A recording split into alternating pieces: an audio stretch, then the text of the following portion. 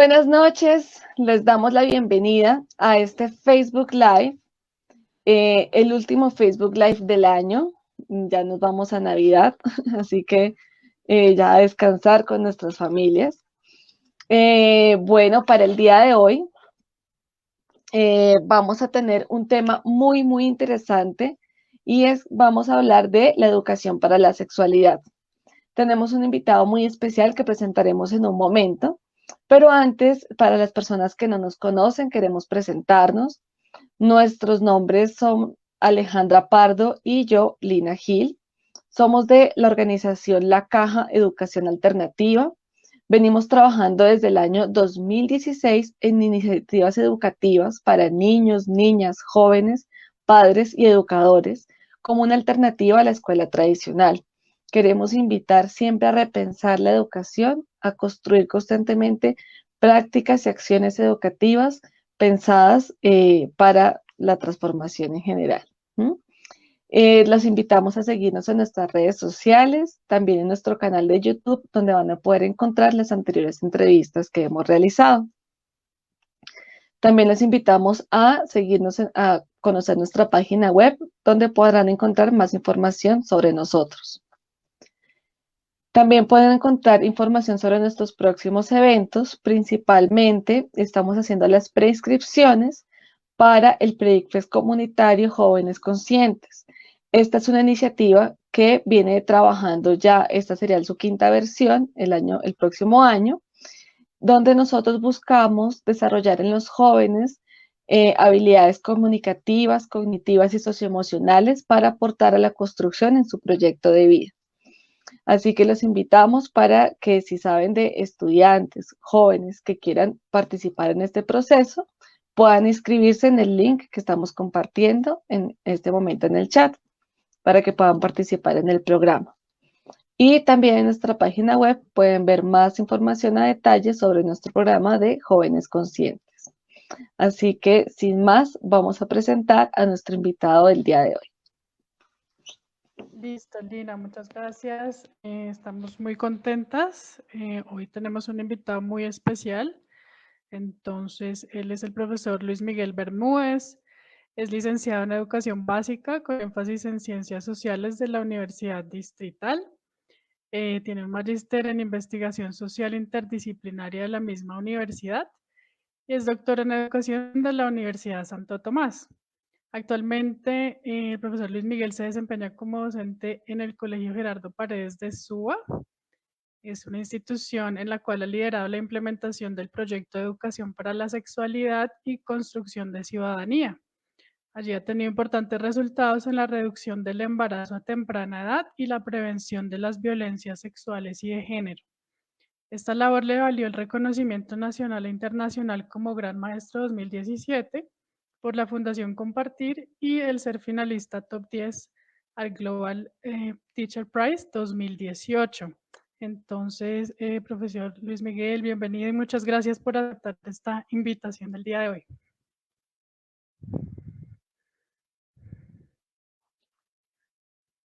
Creo que no se escucha. No sé si tenga apagado el micrófono. En efecto.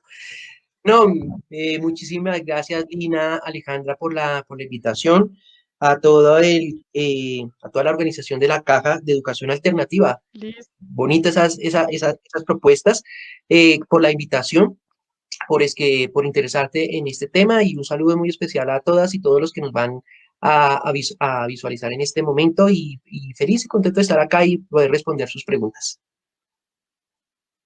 Listo, muchas gracias. Sí, los invitamos a que a lo largo de la conversación hacer sus preguntas, las estoy respondiendo con el profesor. Bueno, iniciemos entonces. Yo quería empezar haciendo una reflexión sobre este tema de la sexualidad, ¿no? Porque es un tema que generalmente a muchas personas les genera un poco de incomodidad, es un tema difícil. Y pienso yo, porque entra en juego, digamos, no solamente una función biológica, sino que alrededor de la sexualidad se tejen muchas connotaciones sociales, imaginarios y tabúes que hacen que sea un tema bastante complejo. Entonces quisiera que iniciáramos abordando algunos de estos fenómenos sociales relacionados con la sexualidad y luego ampliáramos un poquito más sobre su propuesta específicamente en términos de educación sexual. Entonces, el primer tema que tengo es esto, cómo actualmente se ve muchísimo la hipersexualización de los niños y niñas, ¿no? Parece como si hubiera un gran afán por parte de la sociedad por marcar diferencias entre los géneros desde edades cada vez más tempranas. Entonces uno ve como, pues digamos que los areticos en las niñas, la ropa de colores distintos, ahora se ve mucho los concursos de belleza con niñas, donde las maquillan, tienen ropa ya de mujer grande, de mujer adulta. Y también se ve, por ejemplo, en preescolar que ya empiezan a abordar a los niños muy pequeños con preguntas, por ejemplo, de si ya tienen novia o novio, si les gusta alguien del jardín, etcétera. Todos estos temas quisiéramos saber qué opinión tiene sobre este fenómeno el profe Luis Miguel. Está apagado el micrófono. Mira, cuando se habla de hipersexualización lo he escuchado muchísimo, pero precisamente con educación sexual. Uno de los argumentos que arguye la sociedad para no dar educación sexual es porque el miedo a la hipersexualización y el despertar sexual temprano de los niños, niñas y adolescentes. No, la educación sexual no es biológica y no es hormonal, entonces son las hormonas las que despiertan la cuestión sexual, pero la hipersexualización sí se da en la sociedad moderna específicamente por dos miedos que se le han incorporado a las familias. Y es que si tú eres familia y eres papá o mamá de una adolescente, de una chica, de una adolescente, tu miedo más profundo, aunque no lo quieras admitir, es que ella te traiga novio, tenga relaciones sexuales y te quede en embarazo.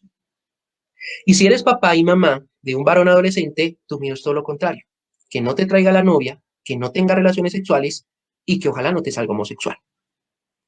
Y eso es la primera expectativa que tienen los padres de familia cuando nacen sus hijos. ¿O por qué será que la primera marca que nos colocan, cuál es? El género. Y de ahí toda la educación. Pero no, papá y mamá no quiere cualquier hombre y cualquier mujer. Quiere como todos ese varón y mujer que se ha generado como en el estereotipo como el hombre y la mujer ideal. Entonces, todos papás quieren que su niña sea la princesa y inconscientemente, aunque les diga que tú puedes ser lo que quieras, que no importa tu cuerpo, pero inconscientemente te están incentivando a ser delgada, a peinarte, que siempre tenga el cabello liso, que ojalá seas blanquita, que seas delgada, que seas bonita. Si eres joven, seas virgen, que le digan no al varón. O sea, está esta expectativa social de lo que se genera en la feminidad y los papás quieren eso también. Y lo mismo con el varón, que sea fuerte, gallardo, protector, que salga a trabajar, que sea conquistador, que no vaya a salir homosexual. Y esas expectativas que tiene mamá y papá bajo esas expectativas de género con sus hijos. Por tanto, el problema no son los hijos, son los papás que deben empezar a transformar esas expectativas que la sociedad ha idealizado sobre lo que deben ser sus hijos y sus hijas. Porque si tú como mamá logras construir ese estereotipo de mujer en tu hija, todos te van a decir qué buena mamá.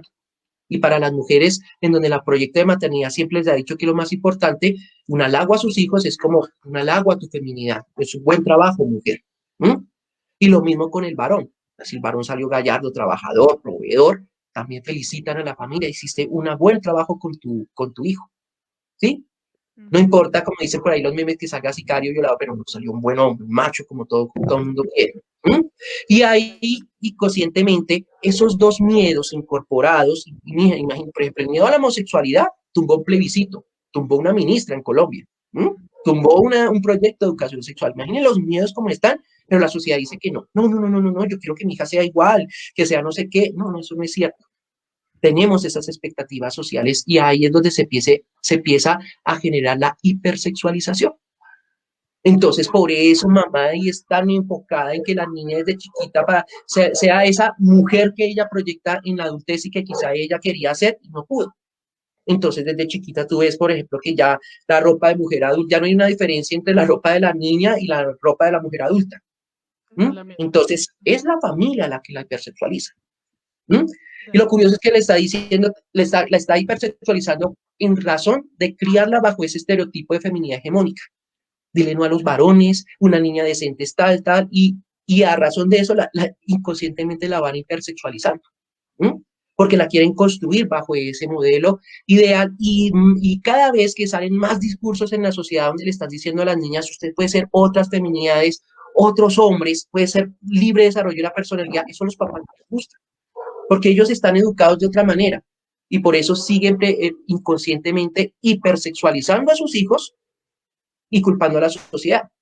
Por ejemplo, nosotros los varones, ahí era una práctica muy común de ese miedo de que no salgamos homosexuales, a tal punto que era una práctica muy común, y de hecho todavía está, pero todavía escondida, de que nos llevaban a la prostitución para volvernos hombres. ¿Ustedes creen que eso ha desaparecido? ¿Es ilegítimo ahora llevarnos a la prostitución? Pero si nos presionan. Mi hijo y su novia, uy, esa niña está buena, y usted ya con ella. ¿Usted cree que eso le van a decir a la niña? ¿Será que el papá le va a decir a la niña, uy, ese está bueno, y ya lo hiciste con él? Pero al varón sí. Y eso genera hipersexualización. ¿Mm? Y le echan la culpa que a la publicidad, que le echan la culpa, no, eso es de la familia. ¿Mm? Y eso es lo que uno tiene que empezar a hacerles ver a las familias y que lo reconozcan. Dejen ser niños a los niños y a las niñas y niñas, pero ¿qué es lo que los hace enfocarse tanto en la sexualidad de sus hijos? Esos dos miedos que yo les estoy diciendo. Imagínense que si las familias ya se desmontaran de eso, no importaría. Mire, por ejemplo, con las niñas. La hipersexualización también se da cuando hay una excesiva negación de la misma sexualidad. ¿Mm? Y eso, por ejemplo, se ve mucho en las mujeres. Entonces, por ejemplo, en ese estereotipo de género, la niña debe ser virgen. Y toda la educación que reciben las mujeres en esta cultura empieza a partir de eso. A tal punto que les educan creyendo que eso es lo único importante y que la virtud sexual es lo único importante en la mujer. Y eso la va a seguir hasta en la adultez. Por eso es que no hay peor insulto para una mujer que cuestionarle su comportamiento sexual. ¿Mm? De acuerdo. Me van a perdonar las palabras, pero hay una frase que dice, a todos hombres nos han tratado alguna vez de gays y a todas las mujeres les han tratado alguna vez de prostitutas. Así no lo sé. ¿Por qué? Porque ambos corresponden a esos miedos de los estereotipos de género. Entonces, no hay nada peor para una mujer, ¿sí?, que no cumpla con ese estereotipo sexual y lo mismo un varón que no sea activo sexual. Entonces, por eso esos insultos se vuelven los peores para esas construcciones de masculinidad y feminidad hegemónica.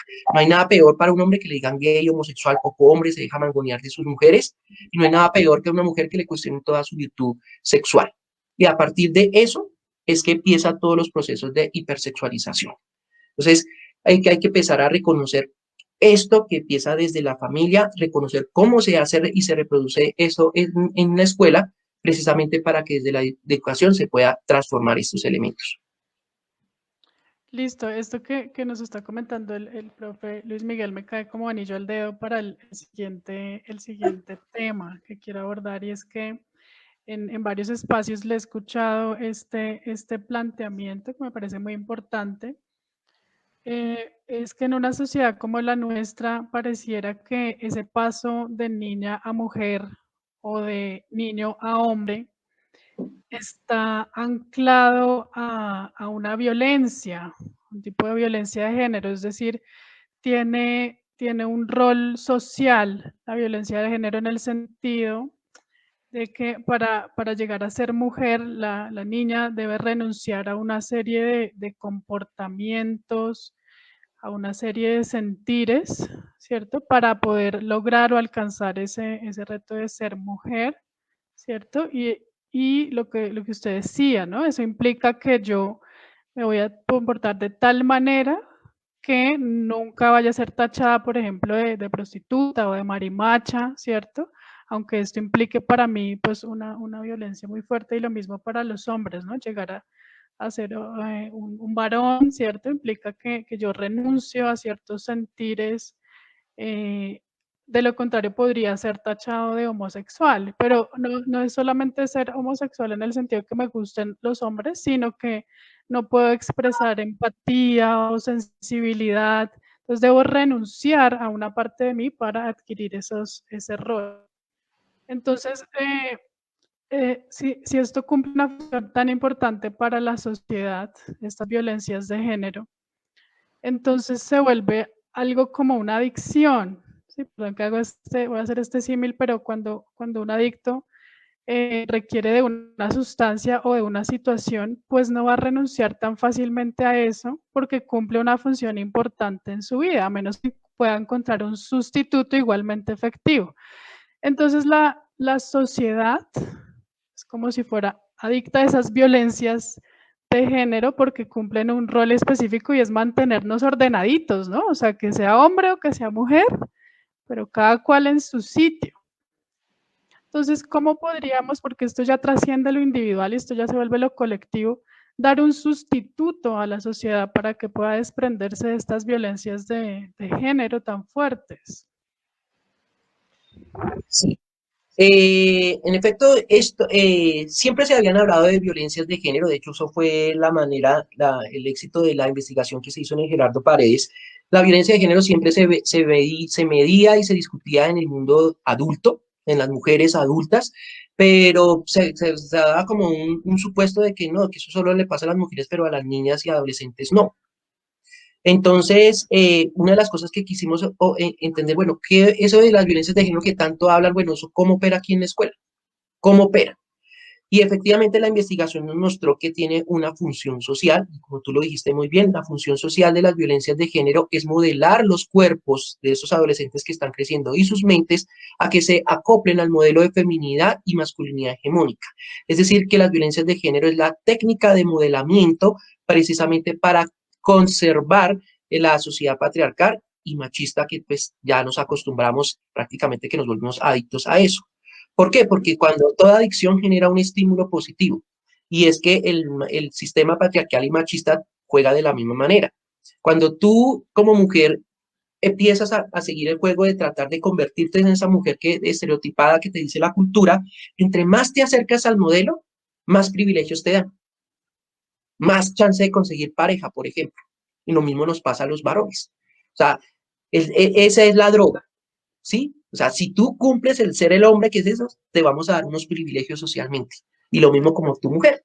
Y opera todo. Los cuerpos que se alejan de esos estereotipos son los que van a sufrir más esas violencias de género, con el fin de que la violencia vuelve. Y más en esta sociedad donde justificamos la violencia para educarnos, es que a mí me pegaron y por eso soy un hombre de bien. O sea, esto todavía es peor acá en esto, donde las violencias están justificadas y por eso acá en Colombia las violencias de género son tan terribles, más terribles que en otras partes del mundo. No es que no se den, lo que pasa es que nosotros tenemos las expresiones más violentas de género que puede pasar en Europa. En Europa ya están fijándose en los micromachismos y en las microviolencias. Nosotros todavía ni las vemos porque todavía matan a nuestras mujeres. Entonces, precisamente, eso es lo que se tiene que construir en la escuela y de hecho eso fue el éxito de nuestro proyecto. Cuando descubrimos esto, empezamos a buscar los orígenes de esas violencias de género y los ubicamos en dos, la virginidad en las niñas y la virilidad en los varones. Como te decía, esos son los dos primeros, porque la sexualidad lo es todo.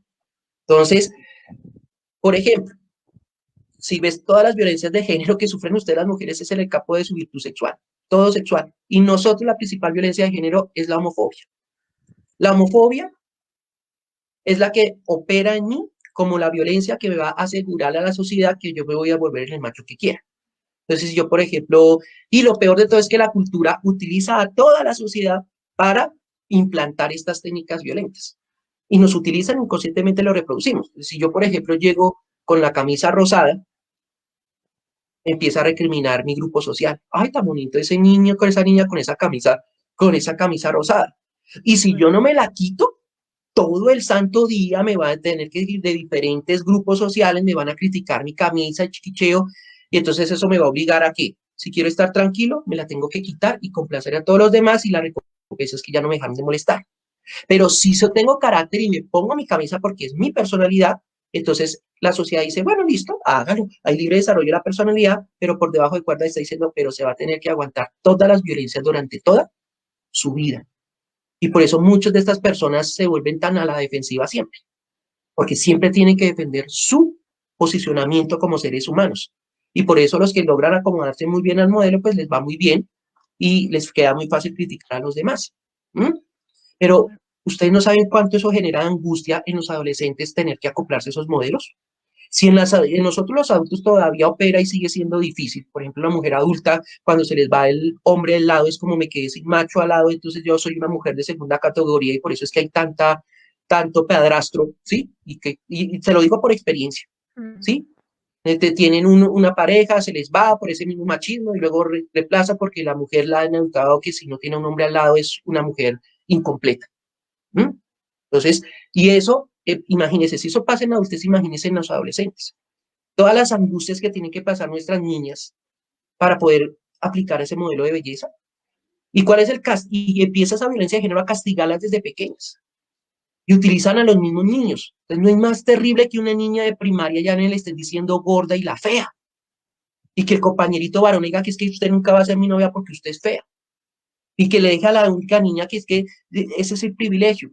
Si yo me logro ser bonita, como me dice la feminidad hegemónica, mi recompensa va a ser tener compañía. Yo pongo mucho en esa metáfora que ponía Shrek. Decía, ¿desde cuándo acá esa es de la droga? Que le prometían el final feliz a los que se acomodaban al modelo hegemónico, a la princesa y al príncipe. Y los que eran ogros, los que no se salían del estereotipo, eran los malos. Shrek me gusta mucho por eso, porque le enseña es que el ogro y la ogra también tienen derecho a ser feliz. Y ese príncipe encantador generó mucha violencia hacia los demás. Todos tenemos derecho de ser felices. ¿Quién dijo que los privilegios son para los bonitos? Y eso, y eso cuando uno está como profesor con los niños de primaria, lo hace a uno sufrir. Nunca me voy a olvidar una niña, así que estamos hablando de las discriminaciones estéticas porque sabíamos que ahí empezaban. Y la niña así, cachetoncita, me decía, profe, yo le voy a contar algo, pero es que a mí me discriminan por gorda, cachetona y porque soy morena. Y yo me río y le hago creer a mis compañeros que es que yo me acostumbré y que no me ofenden y que me dicen gorda por amor. Pero no, profe, yo llego a mi casa y lloro. Pero le digo esto porque mi mamá me ha encontrado llorando y se está preocupando y yo no le quiero contar nada. Otra niña me decía, profe, a mí me dicen la piojosa, porque una vez tuve piojos y ya no me he podido quitar ese estigma. ¿Ve? Y eso nunca lo analizan. Y ahí ¿y eso qué es? Una violencia de género. Porque a las niñas son las que más van a atacar por ese estereotipo. Una violencia de género es aquel acto violento que solo afecta a un género en particular. No a todo mundo como dicen que, que la violencia es única. No, la violencia está especializada en ciertos grupos sociales. Yo siempre pongo este ejemplo. Si yo le digo a un varón que usted es un perro, un perrazo, ¿será que se va a sentir violentado? No, al contrario, se va a sentir halagado. Uy, claro, yo soy el perrazo. Pero si yo le digo perra a una mujer, estoy cuestionando su virtud sexual. Y para ella constituye una ofensa grandísima. ¿Mm? Una violencia simbólica. Es porque si yo le digo perro a un hombre no lo violento, y porque si le utilizo la misma técnica y le digo perro a una mujer, ella sí se ofende y sí se siente violentada. Porque eso es una violencia de género. Por ejemplo, si yo como hombre, si los hombres pariéramos, tuviéramos los hijos, pudiéramos parir, ¿ustedes creen que el médico hombre es capaz de decirle a un hombre, oiga, no grite en el parto, porque así como, no, como lo disfrutó en teniendo relación sexual, mejor no grite? Sí, algo como lo que le dicen a las mujeres. ¿Usted cree que si nosotros los varones parieran, un médico varón es capaz de decirnos eso a otro varón? No, no. Se lo dicen a ustedes, las mujeres. A ese sí es que así como gritó, ¿cómo es que no gritó cuando lo hizo? ¿Qué cree que el médico va a reaccionar si el marido de esa mujer se enterara de eso? El miedo, ¿cierto? Sí. Entonces, estas son las cosas que tenemos que analizar de estas violencias. Entonces, sí existen las violencias de género y siguen operando incluso en la vida adulta para establecer ese modelo de feminidad hegemónica. ¿Qué le dicen a la mujer cuando está en el parto y dice, ¿cómo es que él no gritó cuando se lo estaban haciendo? Le están cuestionando de que usted debería haber cerrado las piernas. ¿Mm? Pero usted como mujer, al varón sí, sí, el macho que embarazó a la mujer, y entre más rápido mejor. Entonces, esos estereotipos son los que nos hacen tanto daño, mucho daño. Una vez me decían, hablábamos de esto y las niñas, bacano, porque ya cuando están educadas y empoderadas no les da pena hablar y decía, profe, nosotras admitimos que a nosotros nos gustan los patanes y los gañanes, porque una vez un varoncito les hizo esa pregunta, pero es que, profe, Si yo me pongo a hacer todo eso que usted dice de nuevas masculinidad, me quedo solo, porque a las mujeres les gusta es eso. Entonces le pregunté a las niñas, ¿es cierto? Dijo, sí, profe. Yo, por ejemplo, me encanta el de 11 y sé que se la pasa con una y otra, pero yo quiero a él. ¿Mm? En cambio, el chico que es estudioso, gafita, ese no lo mira a nadie. ¿Mm? Dice, ¿y por qué? Digo, porque ustedes desde pequeños, cuando les ponen a ver esas películas de Cenicienta y esto, les enseñan a las niñas a que solo sientan erotismo y atracción por un tipo de masculinidad. Lo mismo, entonces al bonito, al patriarca, la película enseñaba que los otros son los feos, los ogros, entonces pues ella llega con un erotismo hacia ese modelo de masculinidad y lo mismo nos pasa a nosotros los hombres, que parece que solo nos enamoráramos de las bonitas. No, así nos educaron. Entonces, en la educación que hacemos, deconstruimos desde pequeños todos esos imaginarios. No es, y es muy bonito cuando uno los ve felices. ¿Mm? Una vez una mamá me llegó y me dijo, profe, es que estoy preocupado por mi hijo varón, por mi hijo. Digo, ve, cuéntame, ¿usted es el profesor de educación sexual? Sí, es que mire, profe, mi hijo cumplió 17 años. Y yo, sí, nosotros le compramos el Capiverde en el colegio. ¿Cuál es la preocupación? Profe, es que no me ha traído novia. Y se la pasa solo con hombres jugando allá ese juego que se llama Fortnite, que yo no sé si es fornicación o qué será, pero estoy muy preocupado. Y digo, ¿por qué? Ay, profe, usted me entiende. Y lo curioso es que también tenía una niña en séptimo. Hijo, y una vez, profe, yo sé que usted no le está dando educación sexual a mi hija, pero dele consejos. Póngale uno. Y yo, ¿por qué le voy a poner uno? Porque ya me trajo novio. Y ella no puede tener novio. Y yo, pero, a ver, explícame. La preocupación con tu hijo varón es que no tiene novia y la preocupación con tu hija mujer es que tiene novio. Entonces, ¿ahí qué juega? Porque es que ella es una señorita. ¿Ven cómo reproducen eso? Y me acuerdo que yo fui y le pregunté al varón, al chico, porque él sí tenía novia, pues ahí en el colegio. Y digo, ¿por qué no le cuenta a su mamá y le quita la angustia? Me dijo, profe, lo que pasa es que con ella siempre me he enamorado desde que estaba en octavo. Y cuando la intenté conquistar, mis compañeros me ofendieron porque ella era la fea del curso. Y que yo qué iba a hacer con esa bagre y con eso. Y una vez la llevé a mi casa con la excusa de una tarea para conquistarla y eso. Y mi mamá me preguntó, ¿quién es ella? No, una amiga. Me dijo, y menos mal porque yo creí que esa era su novia y esa es una mujer muy fea. Y mi papá también me dijo, ¿y ese qué bagre quién es? Estamos hablando de una niña octavo. Y así es cuando ellos enseñan a los varoncitos a alejarse de esos tipos de mujeres y a que vayan y apunten al modelo hegemónico. Él me decía, profe, ya después de que recibimos educación sexual y se desmonta todo eso, a mí ya me importó, y en décimo me enamoré y me novié, y ya mis compañeros no me ofendían porque pues ya saben que eso es negativo, ya tienen otra, pero afuera no es igual. Profe, usted cree que generó acá un nicho, pero afuera siguen las cosas iguales. Y por eso yo no llevo a mi novia a la casa, porque yo no voy a tolerar que mi mamá me le diga fea a la mujer que yo estoy queriendo. Y no voy a permitir que me la violente, y prefiero que ellos no se enteren, porque al fin y al cabo es mi pareja. O sea, más, no tenaz él, tenaz que eso pase en la familia y que sea la misma mamá, una mujer que seguramente también tuvo que sufrir porque no era la reina de belleza y que tenga que estar reproduciendo eso con las novias de sus hijos e incorporan ese machismo. Por eso, gran parte del éxito es que empezamos a desmontar todo ese mito de la virginidad y decirle, no, es que tú, mi niña, mi mujer, no eres valiosa por tu virtud sexual. Porque una vez una niña me decía, profe, yo tuve relaciones sexuales, mi mamá se enteró, eso fue una tragedia, pasó el tiempo, creí que ya había pasado todo, le volví a pedir permiso para una fiesta y la respuesta que me dio fue, vaya y haga lo que se le dé la gana, que usted no tengo que cuidarle ya nada. Dijo, profe, me hizo sentir como si yo hubiese sido un plato de segunda mesa, como que ya perdí mi valor como ser humano porque tuve mi primera relación sexual. Y ahora sí entiendo, profe, cuando usted decía, ¿qué es eso? Que nos ven a nosotras como si solo fuéramos valiosas según el manejo de nuestra sexualidad. Y no me parece justo, me ofendió sobremanera a mi mamá. Y así las han educado. Entonces, cuando uno les desmonta y les quita ese desmonte de la virginidad, entonces se les va quitando de que su virtud no va hacia su comportamiento sexual. Y lo mismo los varones van aprendiendo eso. Y con los varones está la virilidad, ¿sí?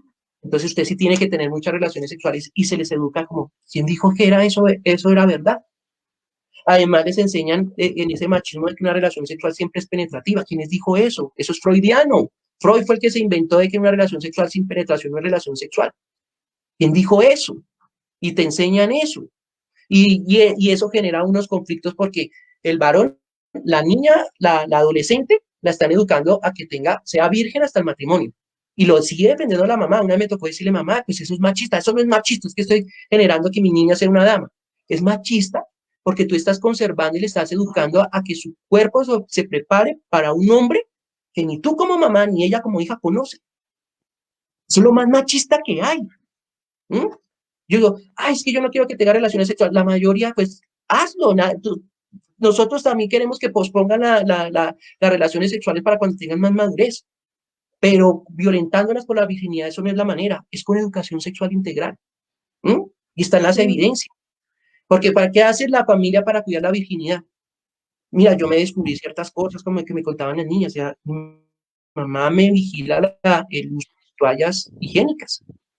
Y cuando de pronto no, eso ya llega, y mejor dicho, ya saben en qué momento llega mi periodo y una vigilancia, mi papá lo mismo, no me dejan salir a fiesta, no me dejan ni divertir. O sea, yo soy la porcelana de la casa y como era porcelana me voy a meter encerrada y bajo esa excusa de protegerme porque soy vulnerable, me están coartando mi libertad. En cambio, al varón adolescente, si le estás diciendo, papá, ¿puedo ir a la fiesta? Mi hijo, ¿cuánto necesita? Tome la plata. Y quiere tener relaciones sexuales, ese es mi macho. Pero entonces al varoncito le están presionando a tener relaciones sexuales. ¿Qué pretenden? ¿Que las tengan con una mujer adulta? No, pues van a buscar a sus pares, adolescentes mujeres. Esas que le están educando, díganle no a ese hombre. Y ahí empieza el jueguito. Ahí empieza, y es culpa de nosotros como sociedad. Entonces está el tira y afloje con dos encuentros de un varón que le están presionando porque tenga relaciones sexuales y a una niña de la misma edad para que no las tenga. Y ese Los conflicto es lo ponen que empieza a como, generar todos los como problemas. oponentes, ¿no? Exactamente. Sí, como Y eso oponentes es lo que se debe tratar en educación. de Sí, lo que me sirve a ti, te hace daño a ti y viceversa. Entonces se vuelve como si fueran rivales, además, ¿no? y Entonces, genera yo relaciones resalto, inequitativas.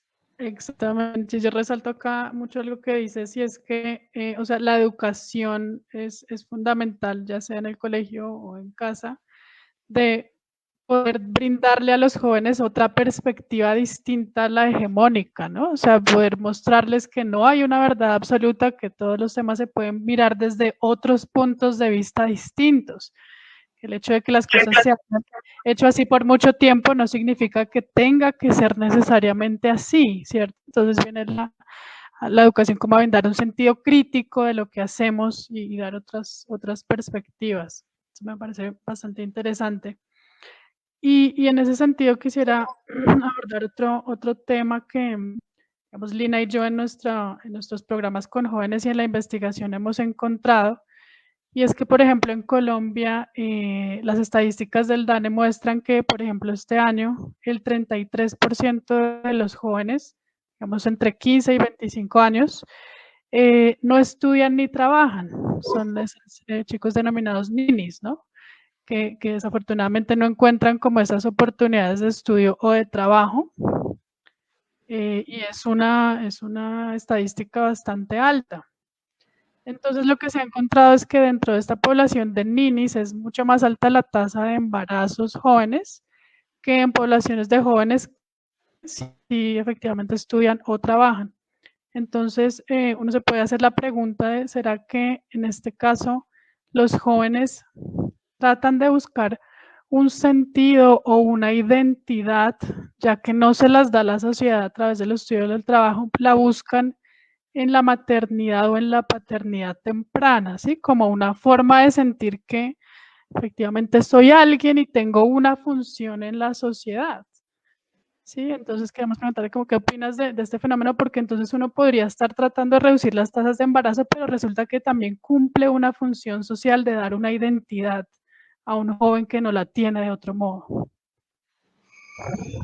Mira, lo de los ninis es simplemente que hoy alguien académico le dio nombre a un fenómeno social que siempre ha estado, pero que hoy se le dio nombre.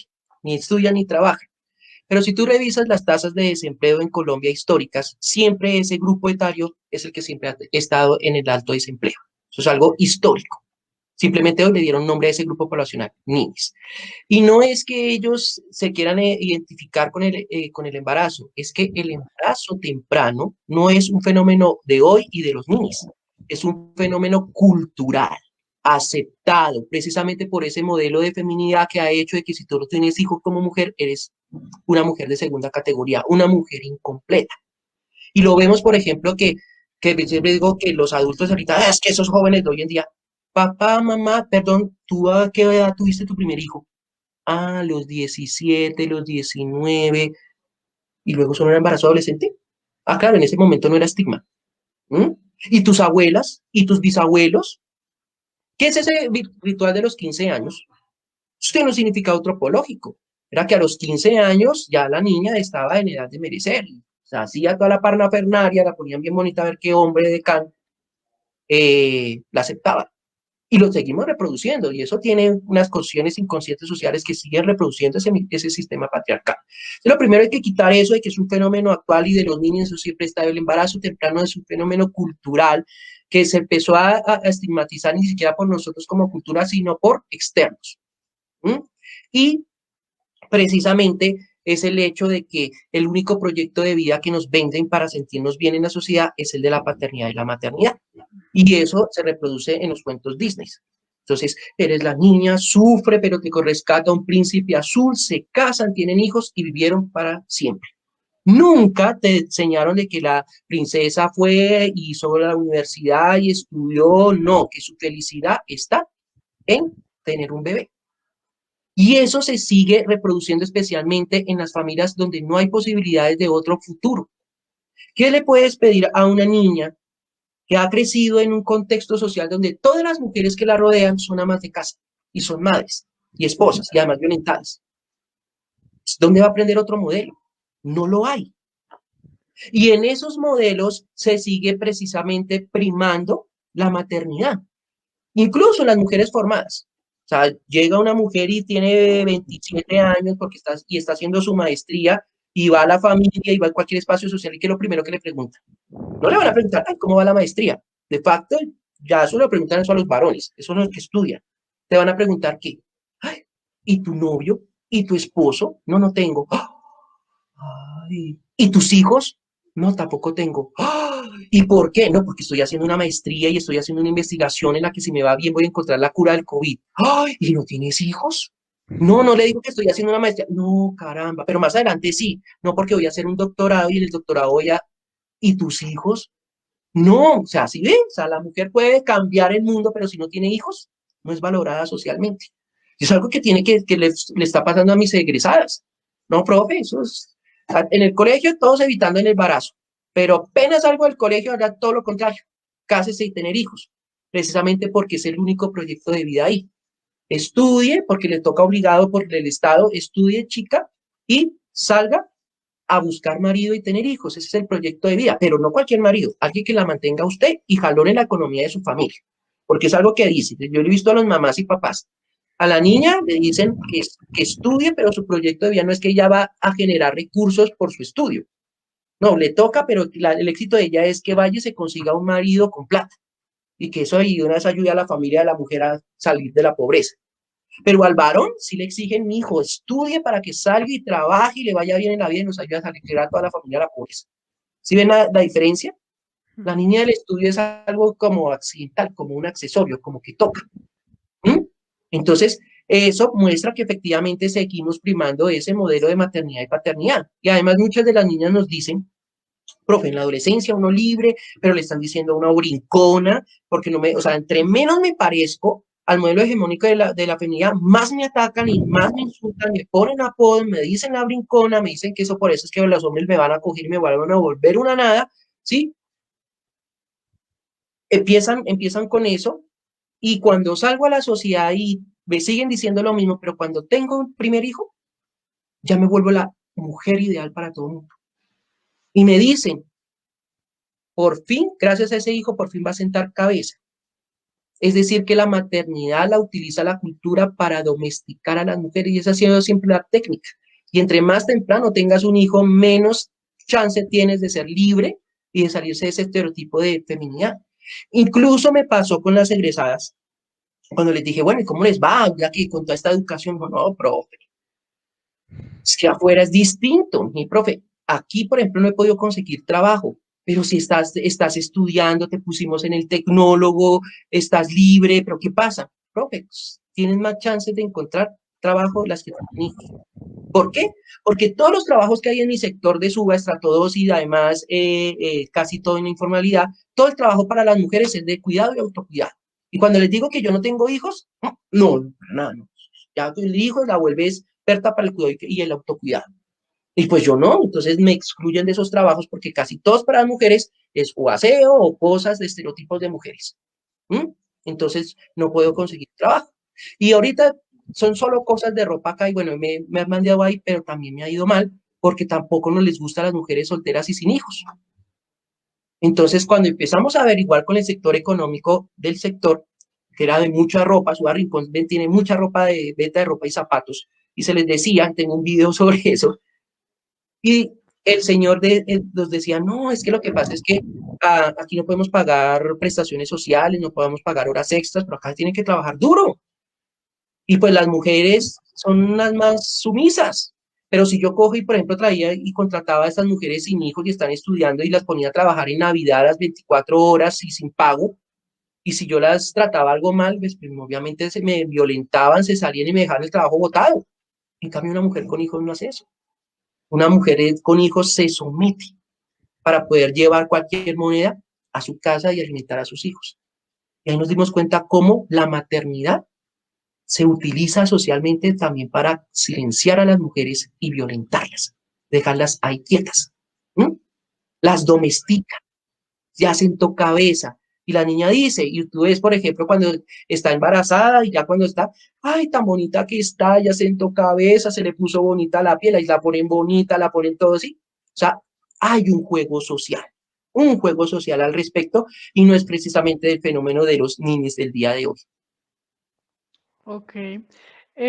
Pues ya hemos explorado varias formas como, digamos que lo social se enreda en la sexualidad y genera una cantidad de violencias en nuestra sociedad.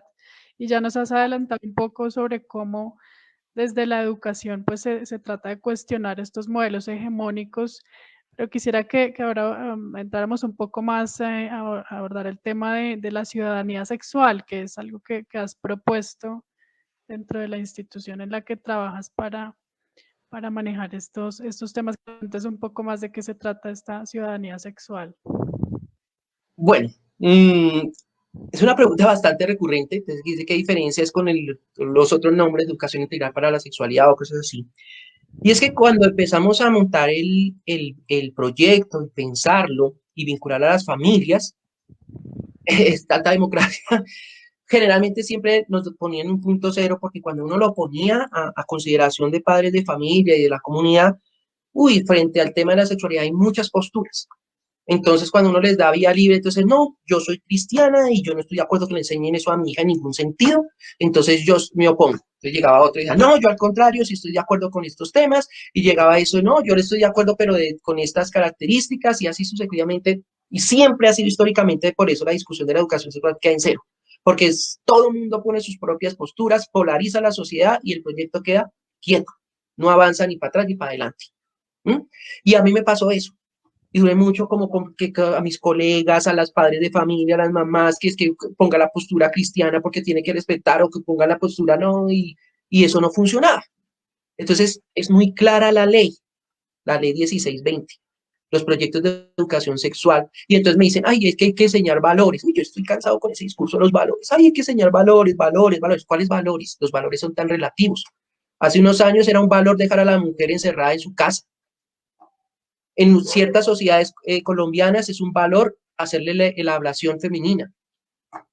Entonces, ¿ese es un valor? Sí, o sea, los valores cambian también en la sociedad. Entonces, ¿cuáles son los valores que quiero enseñar y cuál es el enfoque? Como lo dice la Constitución, como lo dicen las leyes colombianas, con enfoque de derechos. Entonces, no es ni el enfoque cristiano, ni el enfoque moral, ni el enfoque ni siquiera biologista, ni siquiera el enfoque de higiene, ni el enfoque de prevención de la educación sexual. El enfoque debe ser los derechos sexuales y reproductivos. Por eso, ciudadanía.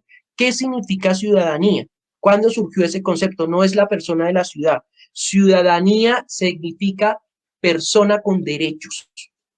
Y eso fue la diferenciación con el súbdito propio de la monarquía. Cuando el mundo era dominado por reyes, monarquías, la sociedad era súbdita del rey. Agachaba la cabeza, no tenía derechos. ¿Mm? Y cuando se acaban las monarquías y llegan las democracias, se reconoce a todos como sujeto de derechos y a ese sujeto de derechos se le llama ciudadano. Y resulta que en sexualidad no quieren reconocer los derechos. Y ese es el eje central. Los valores que se van a enseñar en educación sexual son los que emanan del derecho. El currículo y todas las formas didácticas y las temáticas que se van a enseñar tienen que estar acogidas al derecho. ¿Cuáles derechos? Los derechos humanos, sexuales y reproductivos, que se firmaron y se condensaron en 1994 en la conferencia del Cairo, como una estrategia para contrarrestar la gran cantidad de abuso sexual que están sufriendo los niños y las mujeres. ¿Mm? Y precisamente porque se había dado un supuesto de que los niños y las mujeres, especialmente los niños y las niñas, no tenían que tener un concepto de derechos porque ellos estaban protegidos en el seno de una familia que los amaba y los quería y no hay más protección que el amor. Y yo estoy de acuerdo con eso. Pero la evidencia muestra que más del 80% de los abusos sexuales y violencias sexuales hacia niñas y niños suceden en la casa, en el hogar, que las mayores violencias hacia las mujeres suceden en el hogar. ¿Mm? Entonces eso de que la familia como entorno protector, no. Entonces tocó dar esa carta de derechos sexuales y reproductivos y extenderlas a mujeres y niños como la forma de protegerlos de este tipo de violencias. Y esa fue la forma en como yo concilié todas esas posturas y dijo, no, ya no, ni tu postura ni postura, sino la que es la aceptada por todos, la que es del consenso, la postura de derechos sexuales y reproductivos. Entonces por eso es ciudadanía sexual. Ok, clarísimo, clarísimo ese concepto. Nosotros tenemos una amplia, digamos, una amplia audiencia de padres que deciden educar a sus hijos en casa. Entonces, digamos que una pregunta que tendríamos acá es para estos padres, ¿cuáles serían las recomendaciones que podríamos darles en términos de en qué edad debe empezar la educación sexual, qué debe abordar? ¿Cuáles serían como recomendaciones que podemos darles a estos padres de homeschoolers? Bueno, yo creo que ahorita con la pandemia sí que se ha contemplado y se ha podido medir la efectividad del modelo de educación en casa, que no es para todos. Eso yo creo que ya esta pandemia no lo enseñó. Pero independientemente, si quieres educar a tus hijos en casa o en el colegio, la educación sexual debe estar en ambos espacios. Independientemente de no los vayas a educar, la educación sexual debe empezar en la familia. ¿Desde cuándo? Desde que el niño nace. Lo que pasa es que yo no sé por qué todo el mundo cree que como han tenido un enfoque tan genital de la sexualidad, se les olvida que pues en educación todos los contenidos se adecúan según las etapas de desarrollo del niño. Yo no pienso cuando usted me dice, y entonces les va a enseñar métodos de planificación a los niños de preescolar. Pero es que usted, si yo soy profesional de la educación, ¿es que usted ha visto alguna vez, vio cálculo diferencial en el preescolar? ¿Sí? O vio el renacimiento en preescolar, no lo entienden, eso es para otros niveles, al niño le enseñamos a aplicar, portar otras cosas, y lo mismo pasa en educación sexual. Se hace un currículo adecuado a las etapas de desarrollo del niño. ¿Y qué hay que enseñarle al niño? Pues, primero, quitar muchos de que desaprenden muchos de los conceptos de los adultos que es que para protegerlos. Entonces, por ejemplo, con los niños pequeños, enseñarle a reconocer su cuerpo. Como nos enseñaban cabeza, hombros, rodillas y pies. Yo cuando me acuerdo que estaba en el colegio decía, ¿será que van a mencionar lo que hay en medio de las piernas? Y nunca lo mencionaba. Ahora sí. Entonces, desde que no es el chito, no es el pacarito, no es la alcancía, no es la conchita, es el pene y la vulva. Así empieza la educación sexual en los niños pequeños, para que reconozcan su cuerpo y así como no hay tabú para decir esto es una oreja, esto es un dedo y esto está en la nariz, porque va a haber un tabú para decir esto es un pene. Además, porque a mí, muchos casos de abuso sexual se encubrieron precisamente por eso. Caso de una niña que decía, es que mi tío juega con mi alcancía. Y yo, madre, pues juega con una alcancía. Y ya después descubrí que le era el nombre que la mamá le enseñó a la vagina, la alcancía. Imagínense, hubiéramos podido prevenir ese abuso sexual si la niña hubiera dicho a mí que mi tío juega con mi vulva o con mi vagina. No, así ves todo eso. Por ejemplo, ¿qué se le enseña al niño en preescolar? a que deje de ofender a las niñas por por su aspecto físico. Todos esos estereotipos que te comento empiezan en la infancia. Mm. Yo he visto niños de preescolar que le dicen ya a la niña que es fea, y los ya empiezan a clasificar. ¿Y dónde viene eso? De los adultos. Ya el niño chiquito empieza a saber que la peor insulto a una mujer es sobre su sexualidad y que el peor insulto para el hombre es decirle gay. Y uno ve al niño chiquito, ¡ay, qué gay! ¿Mm? Entonces, ese empezar a, como si no nos cuestionamos de que ellos aprendan a insultar al otro niño que es gay, ahí si no decimos, ay, falta educación sexual, no. Entonces, así como aprendió a usarlo como un insulto, pues ¿por qué no se le puede enseñar a respetar las diferencias? ¿Mm? Entonces, desde siempre, de hecho, siempre educamos en sexualidad, lo que pasa es que lo hacemos equivocadamente. Por ejemplo, eso cuando vestimos a la niña y le decimos a la niña que no tiene que tener el vestido rosa, no juegues porque te ensucias, si los que juegan son los varones, eso es educación sexual, porque le está diciendo qué es lo correcto para el niño y la niña según su sexo.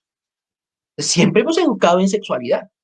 Lo que pasa es que ahora les están diciendo qué es lo correcto, bueno, lo correcto no lo adecuado, entonces no les gusta. Entonces, así, en vez de decirle a la niña que se tiene que vestir de rosado porque son señoritas y aquí se debe ser, pues se omita eso y le tienen que enseñar a la niña en eso, en sexualidad, que tu sexualidad no tiene color, no es rosa, que tu sexualidad no está determinada por unos juegos, que puedes jugar fútbol y eso no te hace un varón. ¿Mm? Porque cuando tú le dices a la niña chiquita, como le pasó a Yoreli Rincón, nuestra gran futbolista colombiana, mujer, sí, y que contaba la historia de cuando el papá ahora sí sale que es mi hija, y cuando la niña contaba, sí, usted no me decía marimacho y no me pinchó los balones porque eso no era juego de niñas, eso fue una educación sexual. Entonces ahora yo, ya que hace la nueva educación sexual, dice, no, ¿quién dijo que porque juegas tú no te volviste marimacho? No, juega fútbol. Y todavía hay padres que me cuestionan al respecto. ¿Mm? Y ver la frustración de las niñas por eso. Entonces la educación sexual siempre ha estado ahí. Lo que pasa es que ya hay que racionalizarla, pensarla y empezar a entender que esa antigua educación sexual hizo mucho daño y que ahora hay unos nuevos conceptos que hay que empezar a coger en la familia. Ok. Y digamos ahí en ese mismo sentido, ¿cómo definirías el erotismo y qué rol tiene en esa educación temprana?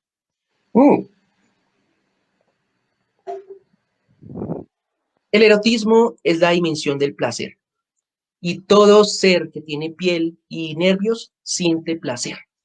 Y el niño desde que nace también siente placer. Siente placer cuando le dan el pecho, siente placer cuando se toca, incluso ustedes ven cómo, y eso lo explicó también Freud, no todo es malo. Como ustedes ven que el niño desde pequeño se empieza a estimular su pene.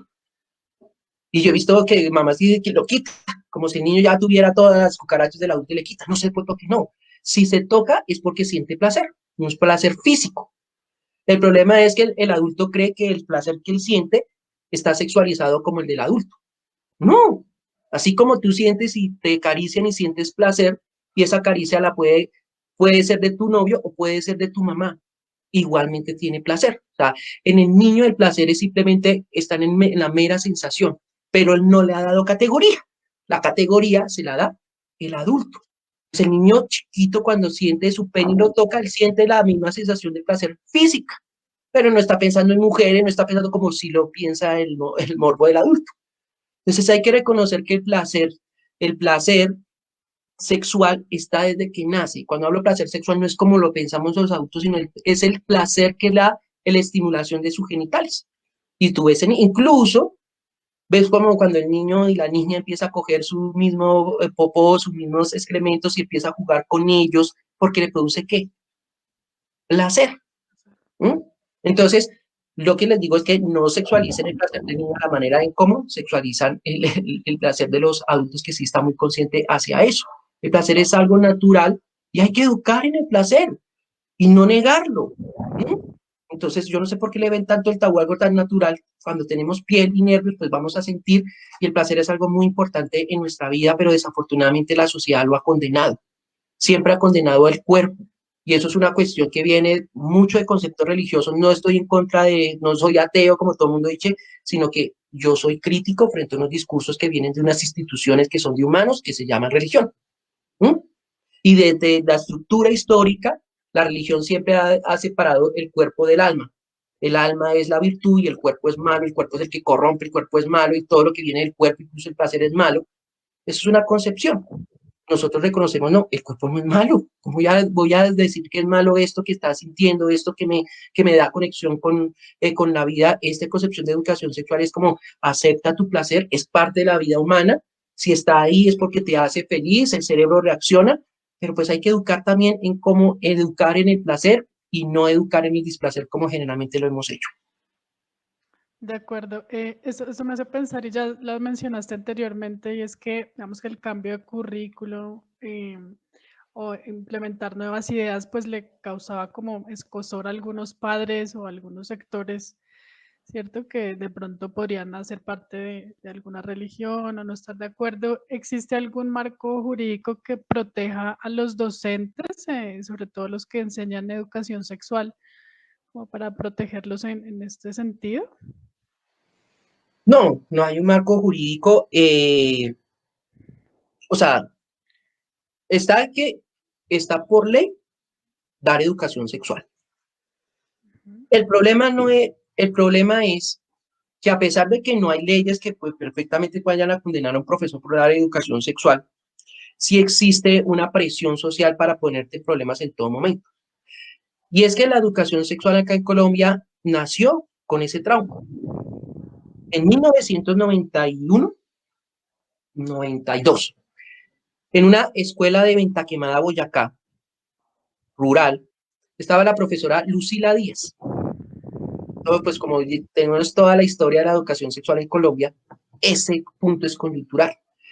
Estaba en una escuela rural la profesora Lucila Díaz y en la ventana pues estaba el parque, él daba al patio y pues como una zona rural habían vacas y animales y pues estaban apareándose y los niños le preguntaron a la maestra. Y ella pues empezó a explicarles y llegó al tema de los cambios corporales, entonces decía, no, que cuando crecemos, entonces nos salen vellos, y entonces ella decía, mire, por ejemplo, yo tengo vellos aquí, ustedes no, eso es parte de los cambios y no sé qué, de cuándo. Pues imagínense en ese tiempo en una educación sexual y en una ruralidad, eso era, mejor dicho, el pecado mortal. Y esta profesora habla con esa naturalidad y los niños todos emocionados, pues llegaron a la casa a contar como, mira, la profesora nos dijo que ellos estaban apareándose, que es que así se tienen los críos y no sé qué, y no sé cuándo, y nos dice que nosotros cambiamos cuando grande. Pues eso fue un escándalo en esa sociedad conservadora de ese momento. Y todos los padres de familia ahí sí se movilizaron. Yo creo que si un profesor dice que abusó a una niña, no se moviliza tanto la sociedad, pero dice que le están dando educación sexual, ¡ay! ¿Qué les están diciendo? Y así fue con Lucila Díaz, entonces le hicieron la vida imposible hasta que efectivamente llegó eso a estrados judiciales, sacaron a la maestra, la sacaron de su puesto, mejor dicho, la destruyeron, la destruyeron. Afortunadamente, por ese momento ya estaba la Constitución del 91 y estaba la acción de tutela. Y la maestra en tutela y toda esa cuestión, y todo el caso llegó a la Corte Constitucional. Y todo el mundo está esperando, van a destituir esa profesora por inmoral, por corruptora de los niños y las niñas de Ventaquemada, Boyacá. Cuando la Corte Constitucional cogió y condenó fue al Ministerio de Educación Nacional. Digo, ¿cómo es que Colombia no tiene un proyecto de educación sexual y se lo deja a esta maestra cuando eso es deber del Estado? ¿Mm?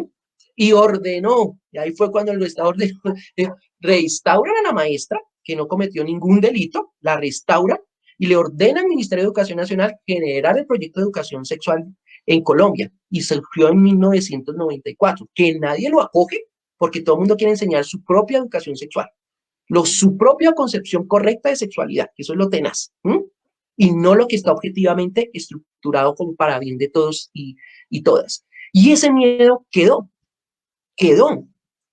a tal punto que cuando yo empecé con esto, los mismos maestros me decían, pues usted cómo se va a meter en eso, van a tener la vigilancia, el control, todo el mundo se le va a venir encima, mejor dicho, cualquier cosa que usted haga lo va a meter en problemas, es mejor que no lo haga y por eso no prosperan los proyectos de educación sexual y por eso hay tan pocas personas que se le miden a esto. Y me pasó, ¿sí? Por ejemplo, en el momento, por ejemplo, del plebiscito por la paz, sí que se exacerbó este tema. Y después cuando el tema de las cartillas del Ministerio de Educación Nacional, que eran cartillas pornográficas, que yo decía, pero es que cómo la sociedad puede caer tan fácil, ¿sí? Que vaya y entre a Google y escribe cartillas de educación sexual y véalas usted por su propio medio. Y no, salió porque por allá un grupo social puso unas cartillas de caricaturas suecas que no tenían nada que ver con lo que estábamos haciendo acá en Colombia. Y se no, es terrible. y viví ese estigma y me acuerdo que cuando empezó a visibilizarse ese proyecto estaba en ese entonces como procurador Edgardo eh, Alejandro Ordóñez, bien conservador que ahorita es creo que algo del secretario de la OEA. Sí.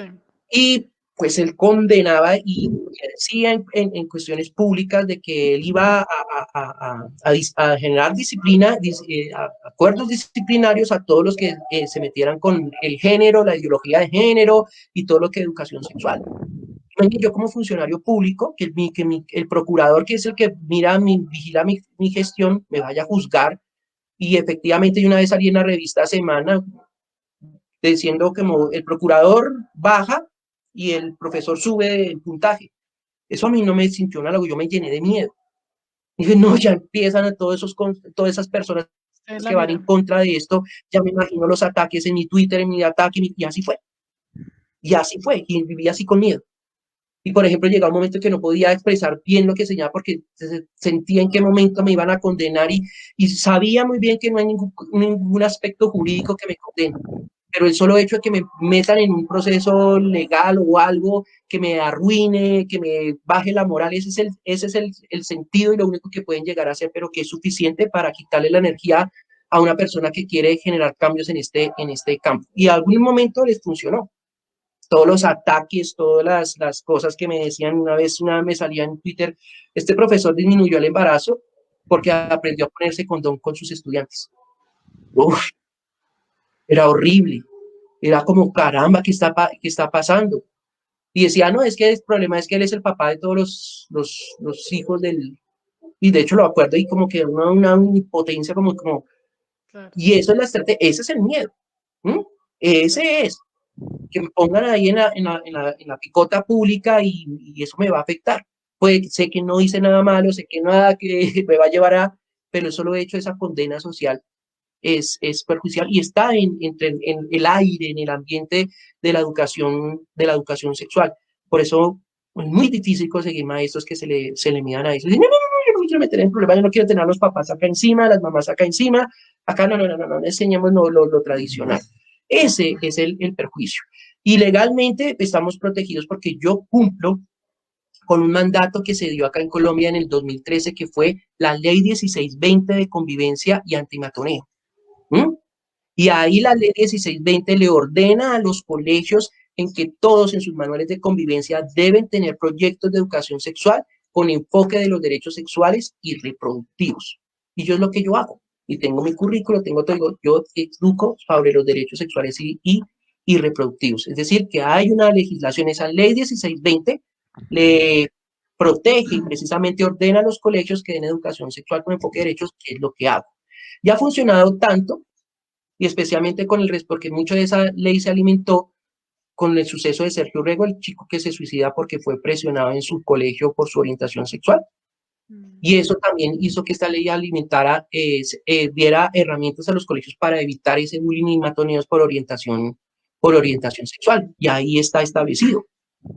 A tal punto que muchos de esos sectores que van en contra, por ejemplo, de que se respeten las diferencias sexuales, llegó y está, no sé cómo va, pero habían montado un proyecto de ley en el Congreso para cambiar la ley 1620 y quitar derechos sexuales y reproductivos por valores ciudadanos.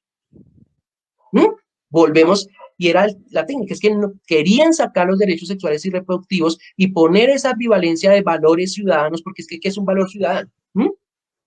No, es ambiguo y cabe muchas cosas, ¿sí? Caben muchas cosas, incluyendo las que van en contra de una educación sexual integral y de ciudadanía. Entonces, ese es el juego. Ay, no, yo respeto la ley 1620, pero saco los derechos sexuales y reproductivos, pongo esta ambigüedad y así la sociedad puede volver a tambalear los proyectos de sexualidad a su acomodo. Ojalá, no sé, porque perdí el rastro de este proyecto de ley, pero sí está preocupado. Creo que todavía no se ha sido sancionado porque no han llegado las órdenes de cambiar los manuales de convivencia para quitar derechos sexuales y reproductivos y poner valores ciudadanos. Pero esto muestra que efectivamente la ley 1620 ha funcionado muy bien precisamente para la protección de las mujeres en las violencias en las escuelas, la protección de las minorías y la protección de las diferencias. Esas diferencias que a muchos no les gustan. Pero esta ley, por eso para mí es la ley en educación actual más potente y tan bien lograda que a veces es envidia en otros países por lo bien logrado. Esto sí me hace pensar que cualquiera que sea, digamos, atrevido a cuestionar como el sistema establecido, pues sufre la resistencia que al cambio que hay en la sociedad, ¿no? Pero también veo como los que han tenido el valor de hacerlo, pues han podido generar cambios muy valiosos y esto, pues me parece que es lo que hay que resaltar más. Y como dice, pues está funcionando, ¿no? Hay pequeños cambios que esperamos que continúen. Una última pregunta, yo seguiría hablando acá por horas porque el tema es genial y conversarlo con el profe es muy interesante, pero desde su experiencia, ¿cómo manejar, digamos, cómo pueden manejar los docentes que se encuentran con un estudiante que ha sufrido abuso, digamos que de alguna manera se evidencia dentro de las sesiones de clase? ¿Cuáles serían algunas recomendaciones para manejar este tipo de caso de abuso de menores? Bueno, mira, hay que tener en cuenta que todos los funcionarios públicos del país, los que somos docentes, estamos obligados por ley de que cuando conocemos el caso de una violencia sexual, no tenemos que entrar a comprobar si es cierto porque nosotros no somos jueces, somos educadores. O sea, esa no es nuestra competencia y la ley dice que si tú como educador o te enteras de un caso de abuso sexual, lo tienes que denunciar. Así, sí, o sea, si yo, por ejemplo, estoy en el colegio y de repente una niña me dice, ay, profe, le voy a contar algo, pero que es un secreto. Entonces, es que me estaba abusando mi tío. Yo tengo que denunciar, porque si se llega a descubrir que esa niña estaba siendo abusada y que yo me enteré y no hice la denuncia, a mí me cae todo el peso de la ley. Entonces, la recomendación a todos y todos, especialmente los que estamos en la educación, es que si conoces de un caso de abuso sexual, así la chica y el chico te digan que es un secreto, tú lo tienes que denunciar. De hecho, en mis clases lo hago siempre. Cuando doy cada clases de prevención de abuso sexual, me digo, no, aquí y está por ley, entonces no nos vayan a... Y me pasó varias veces. Y le dije, ¿yo te acuerdas que te dije que cuando yo me enterara lo tengo que denunciar a capa y espada? No hay lugar. Y después, y eso pasa. Entonces, esa es la recomendación. Hay que tramitarlo. Tú como maestro y ni cualquier otro, tú no puedes llegar a decirle a la niña o al niño, ¿qué fue lo que pasó? Cuénteme, porque eso es revictimizar. Y tú no eres quien para poder solucionar eso. Entonces, lo que tienes que hacer es remitir a las personas que se les ha dado la competencia para dirimir esos casos de violencia sexual. Y en los colegios, en toda la educación colombiana, esa potestad está en los orientadores y orientadoras, que son los psicólogos de los colegios. Ellos tienen en sus manos las rutas integrales que ha propuesto el Estado, en este caso la Secretaría de Educación de Bogotá, las rutas de atención integral para el abuso sexual y todas las violencias sexuales. Entonces, la ruta dice mucho. Yo sería el primer respondiente, pero como no es mi competencia, porque yo no soy juez, ni psicólogo, ni médico, entonces yo tengo que en la ruta tramitarlo al profesional que está dentro de mi institución, que sí está llamado a la competencia de mirar eso, que es el orientador. Y el orientador incluso tampoco puede llegar a preguntar a la niña qué pasó, qué sucedió, porque no puede dar solución y la revictimiza. Él lo que hace es que lo remite, en este caso creo que es a CIVIM, que es la institución que atiende todos los casos de abuso sexual, y el bienestar familiar si es menores de 14 años. Y la ruta dice, después del orientador, pasa a esas instituciones. De hecho, ahí está la falencia, porque pasa, se enruta y se llenan los informes y ya uno confía como institución educativa que esas instituciones que ya se enteraron del caso den la solución. Y eso no pasa. De hecho, es una de las cosas que hemos demandado como colegio, es que el trauma, usted puede estar solucionando a su manera la cosa legal, pero el trauma del niño y la niña está generando consecuencias en el colegio. Y si usted no me dice como experto la retroalimentación que yo debo tener como docente para poder atender a la niña y al niño abusado, entonces estamos teniendo una comunicación rota y un proceso que se rompe y por eso no es exitoso. Me ha pasado y remito y sé que la niña ahí, nadie como obviamente uno tiene que guardar el secreto, porque eso es el derecho a la confidencialidad, uno no puede hablarlo con nadie más sino con los pertinentes, pero los demás no saben y la víctima está bajando rendimiento escolar, se está volviendo violenta y todo el resto del colegio se volvió mala, se volvió malo, hay que sacarlo, hay que sacarla, ¿sí? En cambio, sin llegar a una retroalimentación de esas instituciones y que le dijera, no, hay que, sin estar diciendo que fue abusada, sino que está pasando por una situación y que está generando, ya todo el colegio se vuelve comprensivo, ya no la está señalando, sino, no, es que esto es consecuencia de algo que le sucedió, que no sabemos. Esa ruptura es lo que nos genera problemas. Y además, en mi experiencia, yo tengo que cumplir la ley. Y cuando lo hago, me doy cuenta cómo la víctima, especialmente las niñas, me dicen, yo me sentí más violentada denunciando y con todo el proceso de denuncia que con el mismo abuso sexual. Me dijo, profe, yo me arrepiento de haberle contado.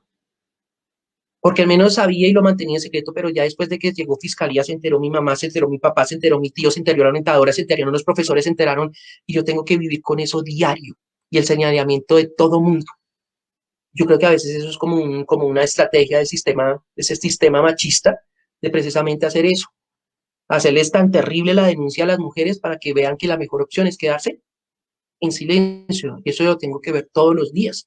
También me pasó con una de mis estudiantes extranjeras, que pasó por ese también, y hice las denuncias y todo, y le pasó todo eso, y me dijo, profe, aunque usted me lo advirtió, me arrepiento de haberlo contado, y estuvo peleando entonces me dejó de hablar durante mucho tiempo. Ya después dijo, no, profe, sí.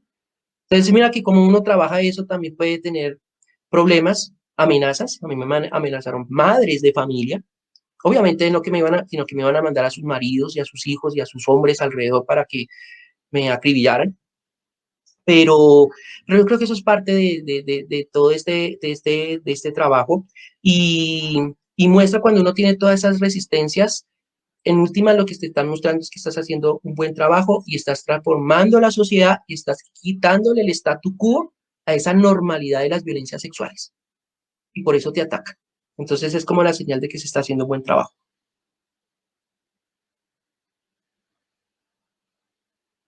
Micrófono. ¿Nos Ya, escucha? ahora sí. A veces los padres no tienen como esa receptividad que uno esperaría, ¿cierto? Como el que llega mi hijo o mi hija a contarme que ha sufrido abuso y en ocasiones los padres a veces no le creen, no le restan importancia o intentan como culpabilizarlos, ¿no? Entonces yo siento que los padres también deben tener como una educación en ese sentido. A veces uno piensa que los padres Pero deben ser mira educados que, primero. o sea, tienes razón. Pero el problema está en que las cifras muestran que más del 80% de los abusos sexuales suceden en la casa. Ya en mi colegio y haciendo todo el rastreo, el 90% de los abusos sexuales que nosotros conocemos suceden en la casa. Y la mamá sabe. La mamá sabe. Pero precisamente por esos estereotipos, entonces, lo mismo. Entonces, una vez una niña, pues yo empecé con todo el tema de la prevención y cuando estaba en 10º y 11, pues ahí casi que todas las chicas han sufrido algún tipo de violencia sexual y especialmente, todas en la casa, todas. Es que no conozco ningún caso que me diera, solo hubo 2 casos que fueron asaltos callejeros y fueron represalias de paramilitarismo y toda esa cuestión, pero todos absolutamente ahí en la casa y con el conocimiento de la mamá. Y lo digo no por ser machista, sino porque pues aquí la mayoría de mis niñas o de mis chicos viven con la mamá. Y son abusadas por el padrastro. Y me pasó que una chica de 11 me fue y me dijo al proyecto, profe, vengo aquí a que me ayude a denunciar a mi padrastro. Porque yo no voy a permitir ahora con todas las herramientas que tengo que le haga a mi hermanita lo que me hizo a mí. Y ya empezó con el mismo modo que empezó a mí. Y él cree que como conmigo me tocó callar y eso, él cree que ya cambié y ahora no sabe que yo tengo un apoyo acá. Y empezamos el proceso de denuncia y la niña estaba en 4º de primaria. La llamamos y le digo, bueno, ¿qué pasa? Y la niña nos decía, pues bueno, su mamá tenía a su nuevo amante y ese amante trajo a su hermano a vivir con ellos y él empezó a tocar a la niña. Entonces ella me decía, no, es que mi mamá no me deja ver televisión y entonces cuando él tiene su televisor, yo aprovecho, entro allá, veo televisión y cuando él llega me salgo y listo. Pero me quedé dormida, profe. Me despertó que me empezó a tocar y así ha sido varias veces y ya empezó, ya cuando digo, ya no tengo, ya no quiero saber más, ya eso tampoco porque empieza a hablar, ya, solo, y llamé a la mamá, pues, la mamá fue como así en silencio, pero con una furia, y miraba a la niña con una furia, y delante mío le dijo, espera que lleguemos a la casa. Al día siguiente la niña llegó a mi oficina y me dijo, profe, es que yo quiero que usted borre todo eso y eso porque eso era mentira mía. Y yo, ¿cómo que fue una mentira? Me dijo, es que eso fue que me lo soñé. Y cuando llegó la hermanita mayor, y la hermanita mayor ya no vivía en la casa porque tuvo que huir de la violencia sexual de su casa y consiguió una pareja para que, sí, o sea, mira cómo esas violencias juegan. Y le dijo, profe, ¿usted cómo va a creer? Y ahí me están abusando sexualmente y mi mamá con golpes silenció a mi hermanita, la silenció. Y lo mismo es que, y le dicen a la niña es que, mire, el miedo de que se queden sin el marido las convence a silenciar a sus propias hijas. Y una vez y llamé a esa mamá y me dijo, y le dijo a la niña delante mío, yo no podía creer, es que me dijo, cuando usted traiga la plata que él trae, le hago caso. Yo, yo no. Yo decía, pero si no es la familia, entonces ¿a quién acudo? Y así todos los casos, todos. O sea, como te dije, solo atendí dos que fueron producto de venganza de grupos armados. De todo el resto, ahí en la En la casa. casa. Sí, Entonces, esto, hay que esto lo hace pensar empezar a a uno mirar que eso. hay que trabajar mucho con las familias y con los padres, ¿no? Para empezar a cambiar todos estos imaginarios y creencias. Bueno, yo creo que por tiempo vamos a dejar por acá. Profe Luis Miguel, muchísimas gracias. Qué tema tan interesante y tan importante el que está tratando. Le deseamos muchos éxitos en este proceso que usted está realizando, que realmente tiene muchas dificultades, obstáculos, pero pensamos que lo está haciendo muy bien. Entonces, animarlo para que siga adelante y espero que nos encontremos pues, más adelante en otra ocasión. Muchas gracias. Claro que sí, Alejandra. Sí, muchas gracias. Muchas gracias, profe. Creo que muchas de las cosas que dijo me remontaron a muchas cosas de mi infancia, de mi adolescencia. Y una de las cosas que más recuerdo fue mis 15 años, ¿no? Yo toda la vida fui muy rebelde en decir, yo no quiero que a mis 15 años me muestren como un borrego a la sociedad que ya está en oferta de venta, ¿no? Que entonces me pongan un vestido pomposo, moñito, así como un cerdito que lo muestran en un concurso con su moño rosado y en su silla. Yo decía, no, yo no estoy en una edad para que me muestren y me vendan al macho más macho que me coja a mí, ¿no?